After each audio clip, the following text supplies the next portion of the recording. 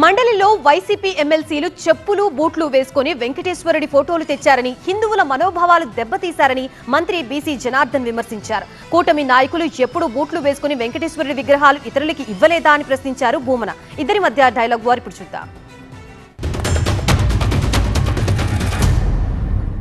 ఏదైతే భగవంతుడిని తీసుకొని వచ్చేటప్పుడు మనము గాని మన కుటుంబ సభ్యులు గాని ఒక పవిత్రమైన పటాన్ని పట్టుకునేప్పుడు చెప్పులు వేయకుండా మామూలుగా తీసుకొని వస్తాము.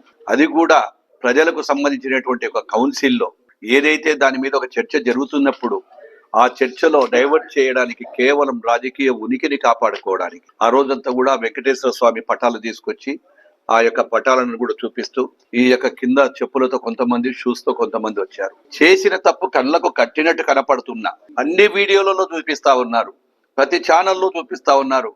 మరి ఇన్ని చూపించినా లేదు, మేము ఎలాంటి చెప్పులు వేసుకొని పోలేదు, మేము ఆ పని చేయలేదు, తప్పుడు పని చేయలేదని చెప్పేటువంటి ఈ నీచులకు కళ్ళ ముందర కనపడుతుంటే యావత్ భారతదేశమే కాదు, ప్రపంచంలో ఉండేటువంటి హిందువులు, అన్ని కులాల వారు, అన్ని మతాల వారు దీన్ని కూడా తప్పుగా పరిగణిస్తుంటే వాళ్ళు కళ్ళు కట్టినా ఇప్పుడు ఇంకా బుకాయిస్తున్నారు.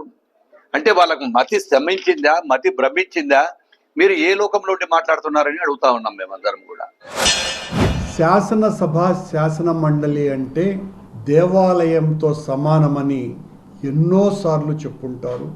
అలాంటి దేవాలయంలోకి వెంకటేశ్వర స్వామి ఫోటోలు తీసుకువెళ్ళటం ఏ రకంగా అపచారం అవుతుందో చంద్రబాబు గారు చెప్పాలి.